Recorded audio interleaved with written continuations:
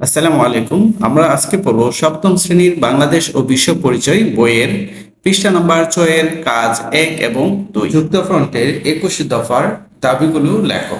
এটার উত্তর হলো পূর্ব পাকিস্তান প্রাদেশিক নির্বাচনকে সামনে রেখে আওয়ামী মুসলিম লীগ, কৃষক শ্রমিক পার্টি, নেজামের ইসলাম, গণতন্ত্রী দল ও পাকিস্তানি খেলাফতে রব্বানি পার্টির সমন্বয়ে যুক্তফ্রন্ট গঠিত হয়। যুক্তফ্রন্ট জনগণের সামনে তাদের 21 দফা কর্মসূচি প্রকাশ করে। যুক্তফ্রন্টের 21 দফার মধ্যে মূল দফাগুলো হলো: 1 নম্বরে পাকিস্তানের অন্যতম রাষ্ট্রভাষা বাংলার স্বীকৃতি। 2 জমিদারি প্রথা বাতিল। 3 পাট শিল্প জাতীয়করণ। 4 সমবায় ভিত্তিক কৃষি ব্যবস্থা। 5 অবৈতনিক ও বাধ্যতামূলক প্রাথমিক শিক্ষাদান অন্তর্ভুক্ত। এছাড়াও 5 কতে আমরা লিখব সমস্ত অন্যায় আইন কানুন বাতিল।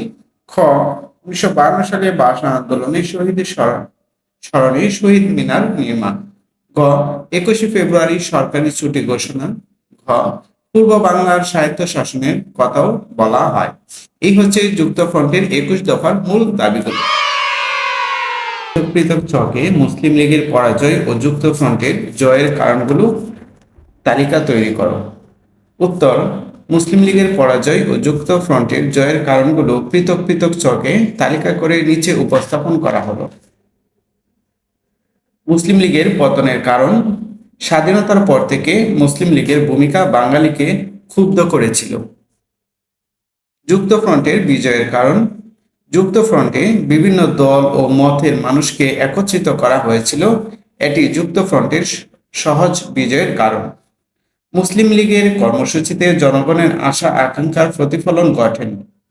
যুক্তফ্রন্টের কর্মসূচিতে জনগণের আশা আকাঙ্ক্ষার প্রতিফলন ঘটে। মুসলিম লীগের দুঃশাসন, দ্রব্যমূল্যের ঊর্ধ্বগতি, শোষণ, দলের মধ্যে অন্তর্দ্বন্দ্ব, দুর্নীতি, পাকিস্তানের দুই অংশের বৈষম্য ইত্যাদি ছিল মুসলিম লীগের পতনের কারণ। বাংলার ভাষার মর্যাদা দান, প্রাদেশিক স্বায়ত্ত শাসন, কৃষক শ্রমিক ছাত্র সহ সকল শ্রেণীর মানুষের কথা এতে ছিল। মুসলিম লীগের দমননীতি গণমনে চরম অসন্তোষের সৃষ্টি করে।